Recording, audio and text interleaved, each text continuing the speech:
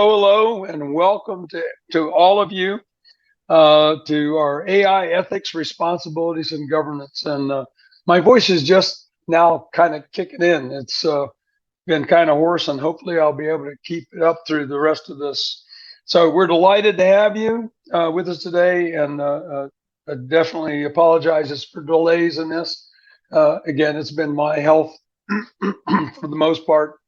And thank you for sponsoring SoftEd, sponsoring this, and to David, and definitely to Laura for her help this morning.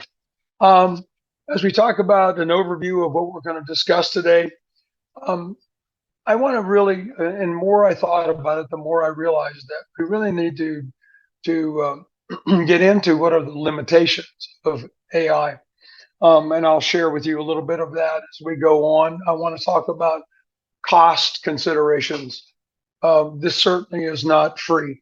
And I want to discuss some of the things that you might consider when you're thinking about implementing ethics and governance in part of it. And sometimes these are not options. These are things that you have to do.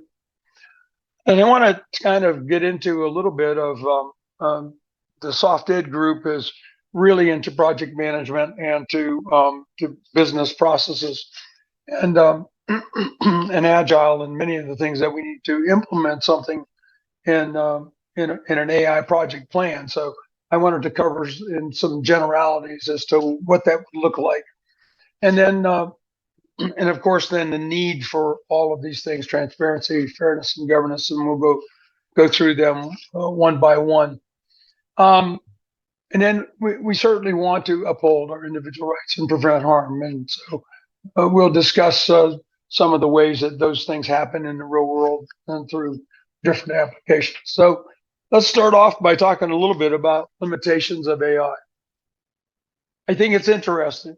I think it's almost hilarious that for a while, even before I started this, I said, people really need to know that ChatGPT is not perfect. And so I was on it the other day, especially as I'm trying to make this. And so in the interest of transparency, this has all been created through ChatGPT 4.4 as a framework, and then I have added to this. Okay.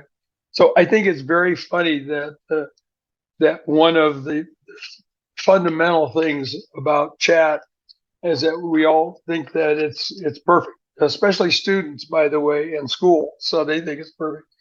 And down at the very bottom now, in very small letters at the very bottom now of ChatGPT, when you go online specifically to OpenAI, it says this.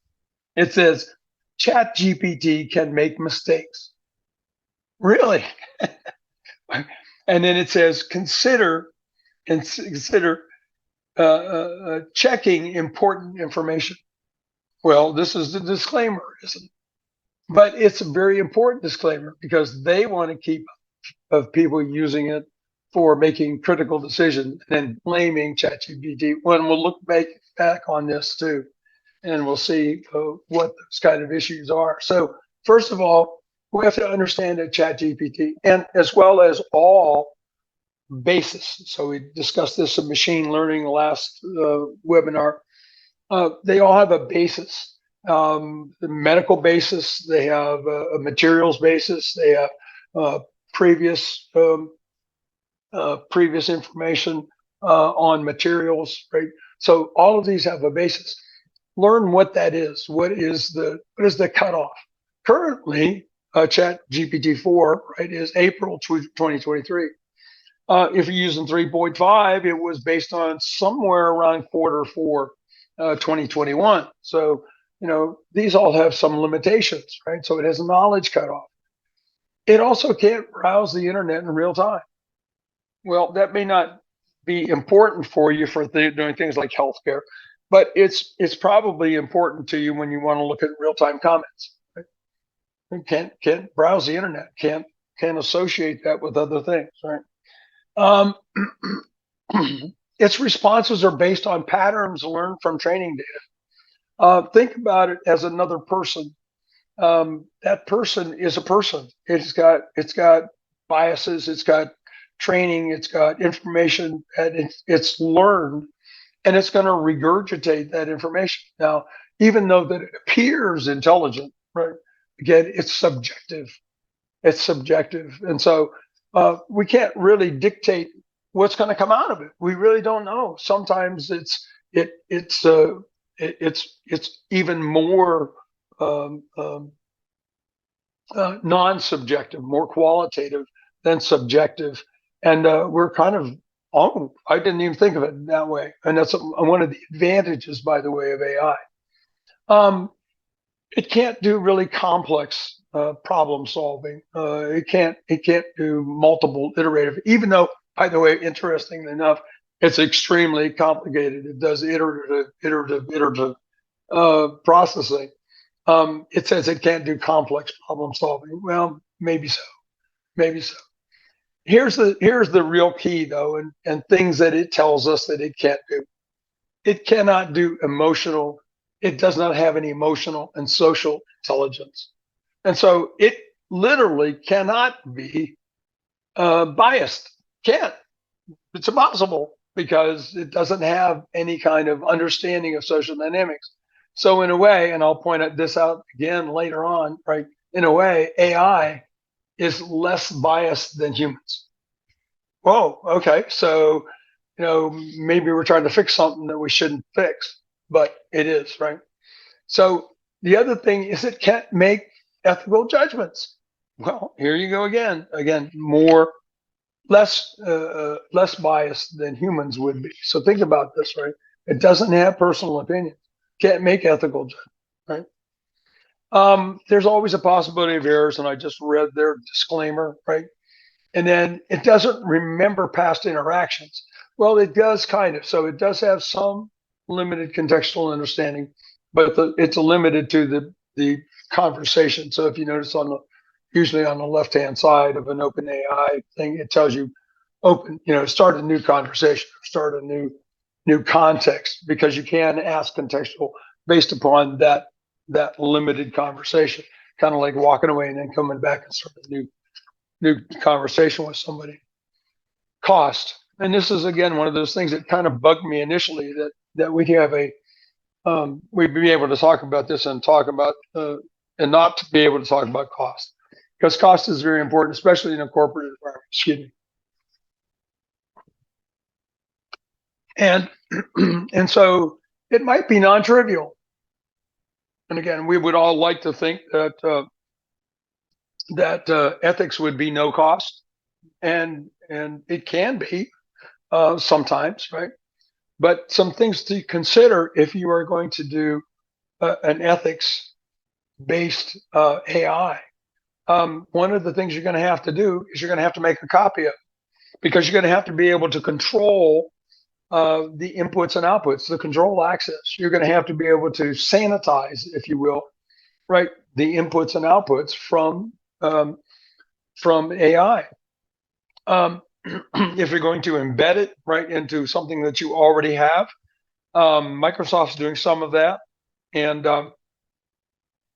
I personally know of somebody who's working on projects for Amazon and Google, right, are talking about edge computing. Now we see this, by the way, if you've got Windows 11 and you've got some of the 365 applications from Microsoft, you see this in the upper right hand corner. There's a little Bing symbol, and you touch on that, and you get chat, what looks like chat, but it's not, right? It's Microsoft's version of that.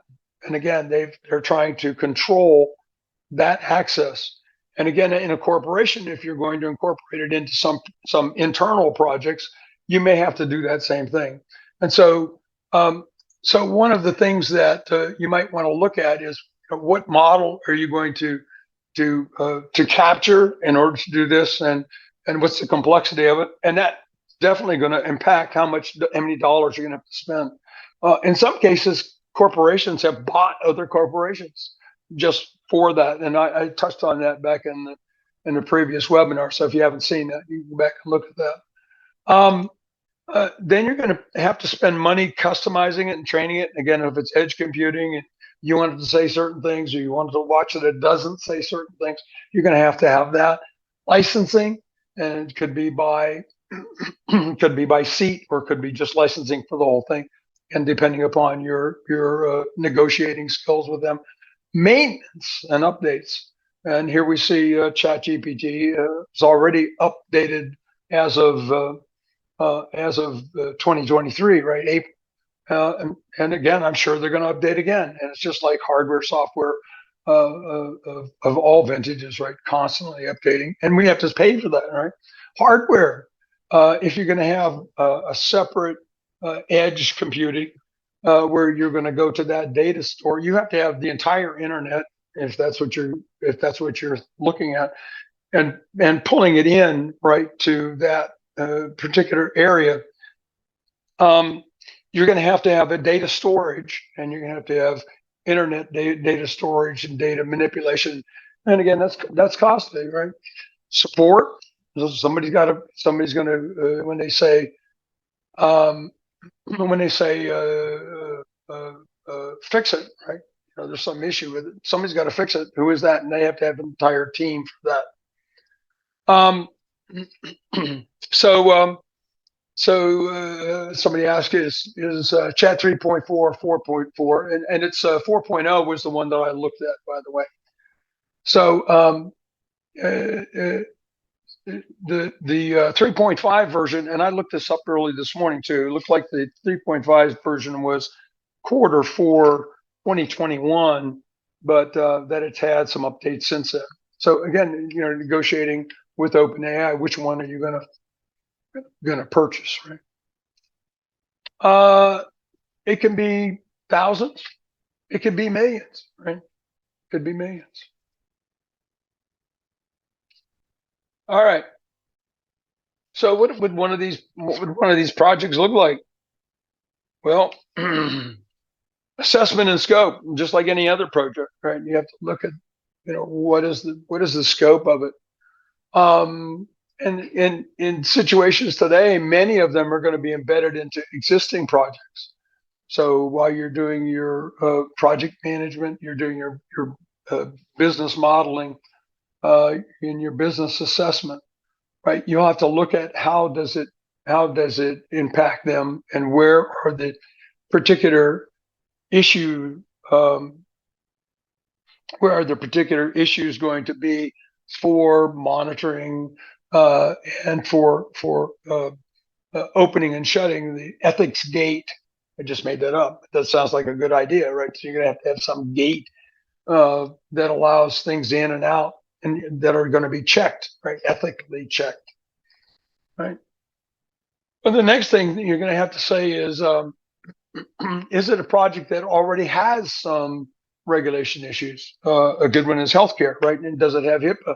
If it's healthcare involved, HIPAA is always involved somehow, right? And you're going to make sure that all of those gates are open or closed, right? For making sure you don't have ethical violations.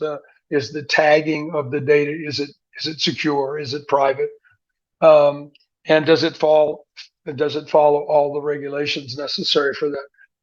If it doesn't, then you're in new ground, you're in new territory, and you're going to have to find out what are those things that you need. What are the current definitions? And then this is the really sticking point for lots of projects is their HR has regulations, right? Your legal staff has regulations, right? Governing bodies, not necessarily in your organization, but you might have some local ones that are regulations that you didn't even know about, right? My HOA doesn't allow me for my garbage can to be seen from the road, because evidently that's a problem. But so all of these issues, right? So identify areas in your project, usually inputs or outputs now, that need to have human oversight. So again, the gate, right? Where's the gate? Who's going to monitor that? How much is it going to cost, right? And get corporate funding to implement that. You you may come up with this grandiose plan. Oh, we need to do this and do this and this. And take it to corporate, and they'll go, "What? How much is this going to cost? How much is this going to get us?" Now, and this is where again being savvy is going to be important here. Okay, you're going to have to be able to quantify that cost. And the way to quantify it is with risk. And remember, the risk here is legal, right? So you're going to get sued, right, because of something happened ethically, right? They might even take your whole business down. You're looking at public relations, right? Things like that. Those are issues. Those are risks that you need to quantify. Sometimes they're not easy to quantify, right? But it's certainly one of those things where you have to look at in a corporation, right? Which is what is the cost of not doing it? What's going to happen, right? So the other part is measurement, and as you are finally implementing these, right? You may find the gatekeeper says, "Oh, I found this, and I found this, and I found this, and if I had let that go, this would have cost us X number of dollars," right? Those are always good reasonability to have staff, right? And you're going to have to be able to show that. Just being able to say, well, uh, yeah, we got to have it. Yeah, it's not going to fly. So be able to handle those when you're talking about projects.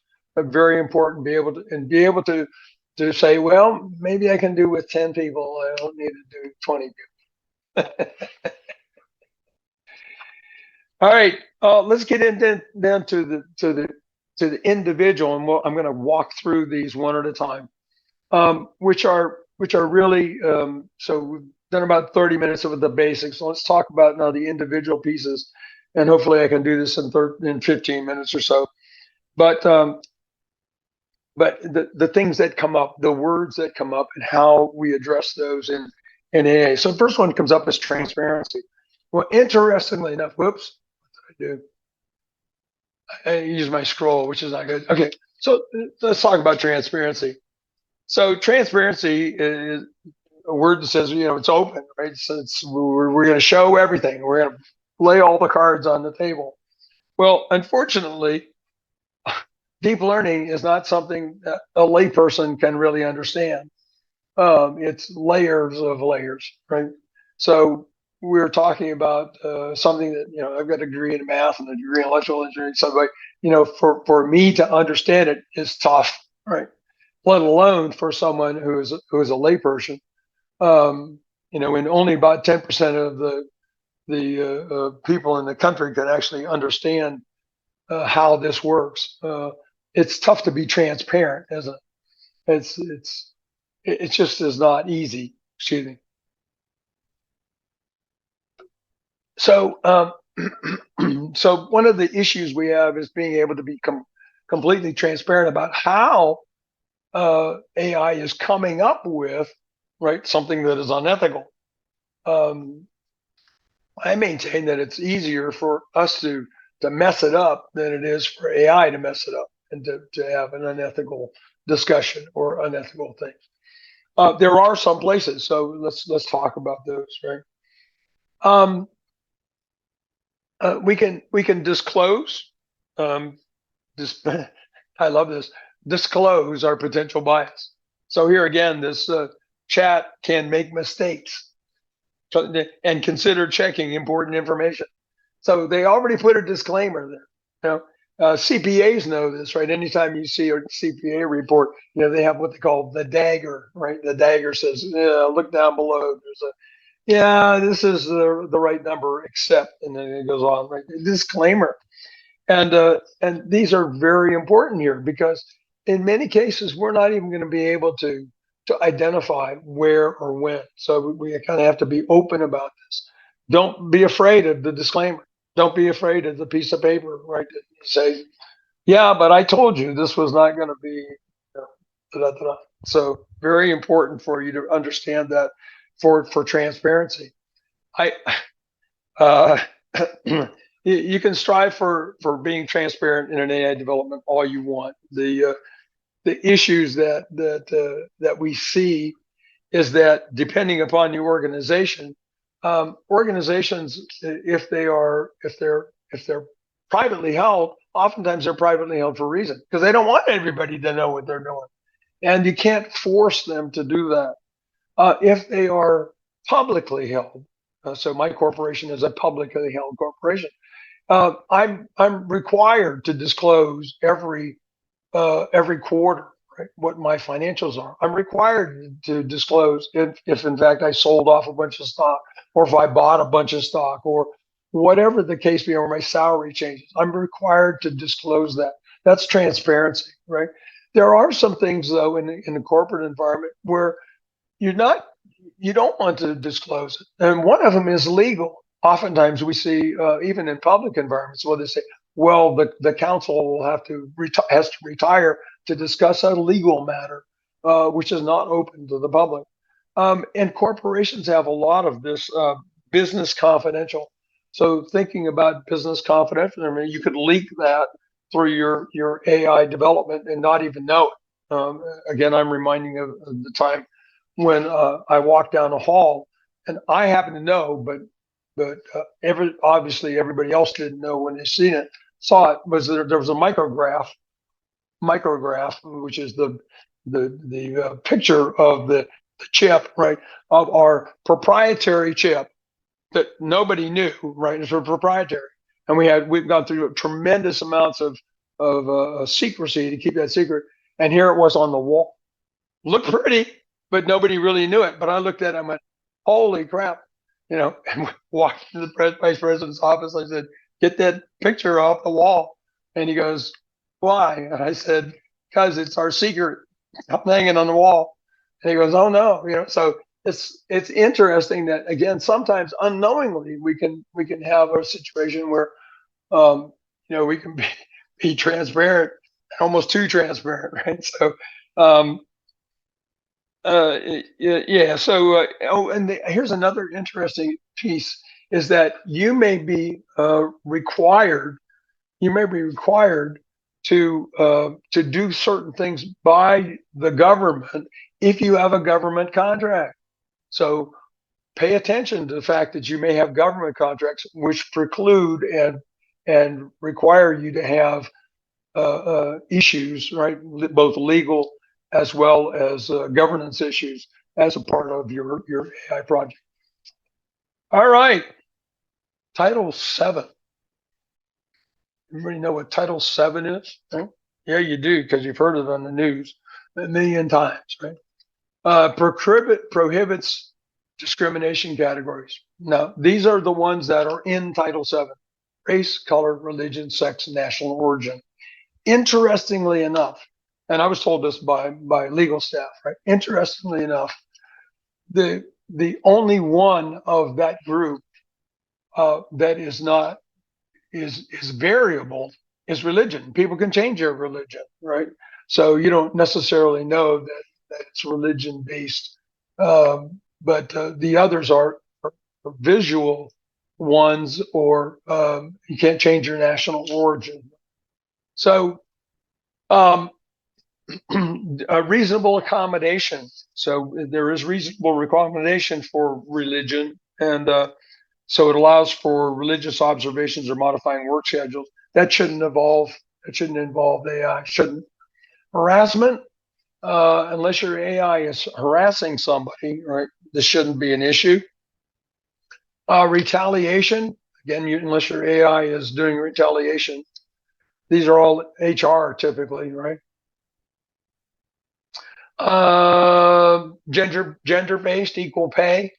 Again, AI would be, if you don't tell it what the gender is, right? Then again, how can it be discriminatory? That's one of those HR things that they have to decide what they're going to do there. And then, enforcement and remedies from this, you can get EEOC regulations. See, Michael, how do we prevent an organization using AI in an intentionally based or harmful way? Think about attempting to influence elections, deepfakes, maybe even one of terrorist administrative. That's interesting, Michael. And again, I don't see where using AI could do that, and I'd like to have a discussion with you offline on that. Deepfakes, even what a terrorist they might try to do. I don't know. I could speak Yeah, to that and give you a little yeah, bit of go. information. Michael, great question, and certainly I think is a very important concern, especially for 2024. We have an election coming up here in the US, and there's a number of generative AI tools out there like Midjourney, Dolly, which is embedded in ChatGPT now, which can create fake images and make it very realistic. That videos can be created that look like important figures doing certain things that they never did. The same thing with voice. I mean, it only takes 3 seconds or so of a recording of someone's voice in order to create an AI, a synthetic version of that person's voice to say whatever you want that voice to say. So we've already seen that happening in the political arena here. Unfortunately, it's already been used in political ads to create doomsday scenarios that look very realistic, but actually were AI generated. And as far as the government oversight piece, there was an executive order recently passed. The legislation to enforce it is not there, and the enforcement is a big topic of discussion and a big question mark. They are trying to lay the foundation of a framework of an ethical system that will kind of signal to these AI companies what will be expected. And some of those things involve things like watermarking, any kind of AI generated videos or photos. We're not there yet. We're currently in the Wild West phase of all this, where it remains to be seen where this will go in terms of enforcing any regulations that actually do get passed. So the other issue that comes up is that this technology evolves so quickly that it's very difficult for legislation to keep up with it. And not just that, but just for the legislators to even understand the technology is another big issue. So I think Kim's going to talk a little bit more about that later in his conversation. Yes, right. But this is why it's so important for all of us to educate ourselves as best we can, so that we can share with our friends and family and spread awareness of the capabilities of these tools. Because in the last 18 months, we've seen the ability to create very, very realistic images and videos and audios that is almost impossible for the average person to discern whether or not that's the actual person committing these acts that are depicted. And the awareness is low in the general public, and even in most organizations, even at executive levels, the awareness is still pretty low of these capabilities. So I don't think there's an easy answer to that question, but I'll turn it back over to you, Kim, to continue, because I think you had some points on a little later in your slides. But thank you, Michael, for the question. We appreciate that. Yeah, absolutely. Absolutely. And thank you very much, Laura. That was a good overview of that. And you're right. We're going to talk about that other issue in just a second. So fairness, again, this is a definition, right? What does fairness mean, right? I won't go into my discussion with my children, but I told them I don't ever want them to use the word fair, because fair is unfair. But in all realistic capability, it's talking about equal opportunity or fair treatment or just outcomes. What is fair? We really need to have some AI training, right? That doesn't have racial, gender, or age basis or confirmation basis. So we have to give everybody the opportunity to learn AI. And again, SoftID is trying well through these webinars. I mean, they're free. We provide some individual basis, and hopefully, I'm giving you a framework that you can use to deep dive into some of these subjects. But definitely, fairness is open to interpretation, right? we have to be able to eliminate biases. And again, as I said, racial, gender, age, or confirmation, and ensure all fairness in AI applications. So we're going to talk more about the different applications that are involved and where they're used. Accountability, legally responsible. Who's going to be responsible when things go bad? Who are we going to start looking after? Where is the buck stops here? Is the corporate executive going to say, well, I didn't know anything about it? This is you, CTO. It's your responsibility to make sure this happens. Are they going to take the responsibility? Or are they going to push it all the way down to the vendor? Here again, it's one of those situations where the process, right, not just for the decision, right, but then what's the mechanism, right, for that accountability? Who is going to be accountable? What's that process to determine accountability? Privacy, and here we go back with the HIPAA laws. So the HIPAA laws, specifically in healthcare, right, have to adhere to certain and very important privacy standards. So we got to stay with those standards, whatever they are. And in many cases, we have to have consent, right, when we collect data. And people have to know that if we collect data, generally, as long as it's not tagged with their name on it, right, or data that can spiral down to finding out who they are, that we need that information to help others. And so that's where we need some informed consent and really for them to understand why we're asking for that. Once you have the collected data, you have to protect it. You can't just let anybody look at it. And again, that depends upon what data you're collecting. Now, if you're collecting individual information with their name and address and all the rest of the stuff, obviously that's all protected. Social security numbers, credit card numbers, all of that's protected. It should be protected. Much of that's not really related to AI in general, though, and so you can get a broad brush of data that you've collected that's useful, that doesn't have to be individually tagged, but there's some information.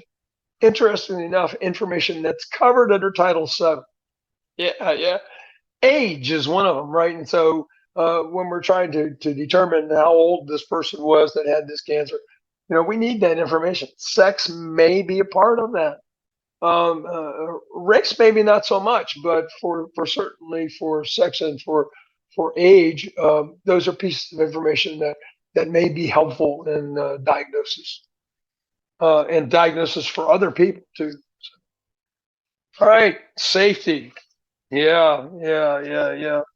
Didn't really think much about this as I was looking through this subject, trying to say, well, what am I going to say?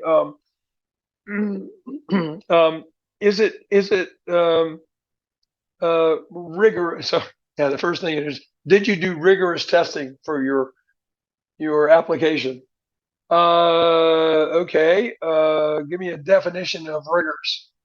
Well, anybody that's done quality assurance for software will tell you that it has to meet certain statistical information, has to meet a statistical reliability.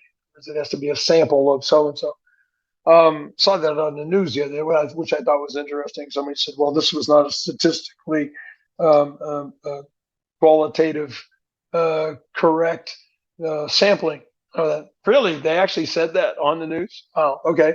So, but this is what happens to us, right? Is that if we're going to determine something that's rigorous testing, then we want to make sure that we have some testing statistical threshold, right, for reliability. So think about that as you're developing these, right? So in critical sectors, so now we're talking about mission critical processes. So let's see, what's a mission critical process that might use AI? Could be you got cancer. Oh, that could be mission critical, right? So what is our reliability for that? If you were to take that and somebody said, well, I'm going to sue you because you said I had it and I didn't have it, or I had it or I didn't have it but I got it, or whatever, opposites. The that may go to court, and in court, what's going to hold up in court? What is rigorous? What did you do to make sure that it was reliable? This is a legal question. This is where legal staff needs to be involved, right? And you may involve data scientists, right, as a material witness. So in any of these things where you are doing AI, there should be data scientists on staff. It's just again, depending upon the size of the company. Right? All right. And then what are your standards that you're using? And again, they disclaimers for uh, covering. All right. Complement. AI is a complement. This I underlined, circled it on my notes here, big letters, right? It is a complement to human making decision. It should never be the decision came from AI, right? Should never be, right? It's always a complement. Outside opinions, right? So think of AI as another person, as an outside individual. Think of it as think of it as a consultant. That's what I do. I'm a consultant. Well, so why do people hire me? They hire me as an outside opinion, a third, right, party, or fourth or fifth or sixth. So think about AI as a complement. So say, well, what does AI say? And then take that with all the other opinions, all the human opinions, to make your decisions, right? Every AI output, right, needs some oversight. ChatGPT says it. They even say it, right? Please, please, please look at what you. I tell my nieces and nephews and cousins and everybody else. They say, "Well, what do you think about so and so?" I said, "Well, I'm going to tell you, but don't take my opinion as the gospel. Right? Go check it out. Make sure that what I'm telling you is right. Don't ever take what I tell you as a gospel. So here, don't take what I tell you as the gospel, but it's good input, right? It's a consulting input, um, and some human roles, right? And in those decisions, again, make sure you have humans looking at inputs and outputs. Governance, yeah. So Laura hit on a little bit the the enforcement and regulations, government regulations. So the term governments kind of came to a head with Sarbanes-Oxley, and Sarbanes-Oxley was an early. Chat. Excuse me for just a second. So I get my notes here. Because I don't remember all of it, which I thought I had here. So there are guidelines for AI development. Define your legal responsibility, right? Look at your regulatory compliance. Look specifically for Title 7, right? And those regulations. So look on those. And then again, if you have healthcare needs, right? Looking for HIPAA, right? Excuse me. And then again, Sarbanes actually. So there's the text that I was looking for. Nota bene. I love this. Nota bene. Note well, right? Sarbanes-Oxley Act of July 2002. We had consultants on staff, and I even own, I think, several domains, Sarbanes-Oxley consultants. I've got several of those. I got to look at those and get rid of them.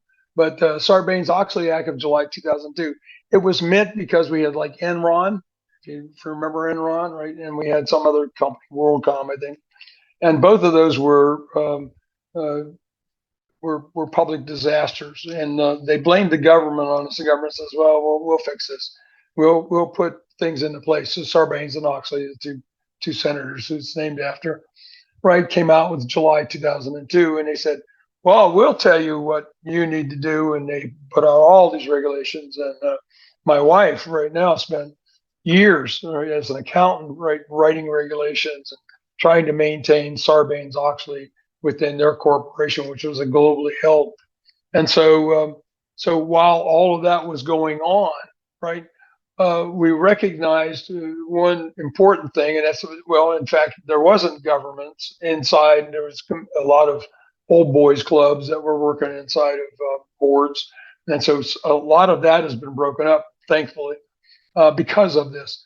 But in the end, what happened was there was no dollars to enforce this. And so Laura kind of hit on this, right, is that we have to be careful what kind of governance we ask for. We might get it, but then we can't regulate it because there's nothing there, right? So one of the things that I want you to pay attention to, and I'm going to go back up, I'm going to hide that for just a second. I want to talk about engagement and ethical and safety standards. In order for you to be a part of and not get caught in some of these things, you need to be involved. You need to be involved socially. You need to be involved governmentally, even if it's on a local level, but local, state, and federal level. You need to be involved, and so be engaged in these if you actually want to be able to manipulate, or not manipulate, because that's not the right word, but to be able to say, hey, that's not right. We need to do this, do that, and the other. Okay. So let's talk about some cases, and we're running towards our time frame here. So let me quickly run through a few of these. Some societal impacts, obviously through education, healthcare, we talked about earlier, recruitment and HR, criminal justice, banking and finances, autonomous vehicles, and I talked about some of these earlier on in the previous webinar. E-commerce, environmental conservation, insurance, right? Making sure that insurance is done. So you may be all involved in a lot of these interesting applications that are going to require AI, right? So public engagement, and again, please be aware, please be a part of discussions. Someone had placed in, there's something on the 19th. We have an interactive conference, generative AI for project professionals, right? Yeah. So you want to talk about that for a minute? Yeah, I'll talk about that just to make sure everyone is aware. Someone had asked if the participants here can unmic and have conversation, and that's not possible on this webinar platform that we currently are using. But on December 19th, we have a half-day virtual conference, and we do it in a Zoom meeting format so that all the participants can unmic and they can be on camera if they so choose. And that I'll way, be there, by the way. Oh, great, Kim. I'll be there as well. I'm one of the speakers, and we have a lineup of 9 speakers on various topics related to generative AI for project professionals, so project management, and very specific hands-on skills related to that line of work. And so today's the last day to get the Cyber Monday special. It's only $26, and you can earn 6 PDUs or CDUs if you're interested in doing that. We provide you the codes to submit so that you can get credit for those hours. And after midnight tonight, the price goes back to the regular price, I believe. But it's December 19th, and it'll be from 10 a.m. until 4 p.m. And then whoever wants to stay afterwards and have an open forum and unmic and be on camera, talk with other people. We did this back in end of September. We had a great response. We had something like a 90 NPS score, and people were just really receptive to the information and wanting to network and wanting to ask questions. And so we decided to do another one. And this one is going to be even better. It's going to be mostly new content. So if you joined us for the last one, just know that it's mostly new and great price. Can't beat it for $26, I don't think. So I'll post the link, or I think I already put it in the chat. But if you have any questions, feel free to reach out to me about AI Day that's coming up. We'd love to have you join us there. And we'll be digging into more hands-on skills, like doing some demos, doing some review of multiple tools that are used for project management, and of course be able to answer a lot more questions because it's such a huge topic. So it'd be nice to be able to spend a bit more time. And I can't imagine not being there, by the way. The last one was so informative for me. It also told me a lot about what people didn't know, interestingly enough. So so that's a good I wouldn't miss it. I really wouldn't. I told my wife, I says, look, don't expect me to be around on that day. I'm going to spend my entire time right there with Zoom. It was wonderful, really was. So let's talk a little bit more, and then we're going to close up here, right? Because we're almost at the mark anyhow. So as I discussed with you, be involved, right? Be involved in the public. Public awareness sometimes can be a problem because people like to express their opinion, which in many cases it's more like them just letting off some steam or letting out some frustration. But you have to have that. You have to have let people to tell you, they're worried about this. I ask people all the time, what do you think about AI? I ask people that I don't even know, standing in the line in Walmart or whatever, what do you think about AI? And I'm like, why do you want to know? but it is funny. But again, people just want to express their opinion, and so it's very important for you to get other people's opinion on this, even though they may be somebody who just doesn't know anything about it. It's really, to me, really shocking how much people do not know about AI. Accountability, right, in actions, and so you will be held accountable if you're a part of this. Somewhere along the way, somebody's going to ask, "How did you come to that?" So make sure you keep a little. I keep a little diary of of what I do, so I can be able to go back. So final thoughts. Let's talk about what is the main takeaway of this. Look, I love this title, the balance, right, between innovation. I was friends with, and I just happened to be friends with a guy by the name of David J. Powell. Dr. Powell had 4 master's degrees, doesn't matter, wrote 11 books. I just happened to be associated with him because of hobby. And Dr. Powell and I sat down one day. He did wrote 11 books and had 200 seminars a year. The guy was incredible. And I said, can you tell me what ethics is? Because that's what he wrote on. That was his main topic. And he said, well, and he gave me a long story, which I won't repeat here, about some a manufacturing plant, and they were trying to do the right thing with the output of their effluents, right, and all this stuff. But it affected their employees, and they wanted to do the right thing by them. Wanted to do the right thing by this, that. But all of these things weighed upon each other. So if you did this, then this happened, this and this. And he said, it's really about balance. It's really about negotiation, right? He said there is no perfect ethics. There is no perfect. You're under lock and key for your legal part. But other than that, yeah, it's a dilemma. Somebody said, right, and you're right. So it's not going to be easy to implement, right? And it's going to require a new group, right? It's going to require a new group. It's going to require an AI ethics compliance group. I don't know. It may require new procedures to be written, certainly, for sure, right? It may require some compromises, right? As we talked about this balance, right?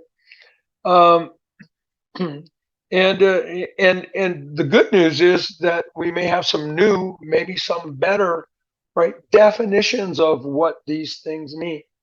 Now, I'm going to leave you with a couple of thoughts, and I think I've already mentioned that earlier. Was that that while we want to think that AI is going to be a problem because it's going to bring up some ethical things, AI is not the problem. It's the human beings that are the problem. So in lots of cases, you're going to find that this may be an easier solution, just to let the AI determine what it is, right? Um, the what was the other thing I was thinking about? Oh, uh, um, yeah, your definitions that you come up with. I know what it was. It was international. Don't forget that internationally, there are governances and raw laws, right, that are at purposes to each other. They don't match, and there's no way for you to regulate those. There's no way for you to make those up. So if you have international applications and you're internationally involved in this, God help you. I'm with you and feel for your pain. All right, questions? Yes. This has been great, Kim. I encourage anyone to type any questions. We have a few more minutes. Love to hear thoughts, questions. Happy to respond to that. And even if you think of something later after the session, feel free to email me. I put my email in the chat. We're always glad to hear from people and give feedback. Give us feedback on this. Okay, Edith has raised your hand. Go ahead and put your question in the Q&A if you could, please, Edith. I don't think I can give you the ability to unmic, but if you type it in, that would be great.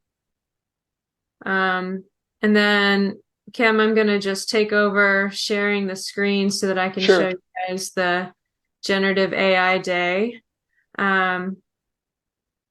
Let's see. Let me just share. Okay, so again, today's the last day if you want to get in on the Cyber Monday pricing, but we'll be giving 6 PDUs or CDUs, and we'll send you the code just like we do for these webinars. We send out the code afterwards so that you can claim your hour of credit. And for this event, it'll be 6 hours of credit. And you also get, anybody who registers gets a 25% off any SoftEd AI class for the Me too. For the upcoming year. So, we've got AI for BA. That's our first AI course that we launched this fall. There's a few dates coming up. I think one in December, one in January, one in March. It's delivered over 3 days, and that's a half day. So I can send, if anyone's interested, just reach out. There's AI for BA, and then we'll also have AI for project managers as a course coming up in 2024, probably Q1. But for now, the next best bet is to join us for Gen AI Day for project professionals. You can see we've got a lineup of speakers, and we're going to be moving fast, going through all these 9 presentations, and you just use the code half off to get 50% off. Today's the last day, though, so please do feel free to join us for that. We'd love to have you. Should be a great conversation. And let's see, did we have any other questions come through? I don't see any. Okay, we've got one from Michael. Given the exponential rate of technological change, it seems like we will have artificial general intelligence, AGI. So yes, great point. Sooner rather than later. Any thoughts about this? Feel free to skip me since well, no, we appreciate your question, Michael.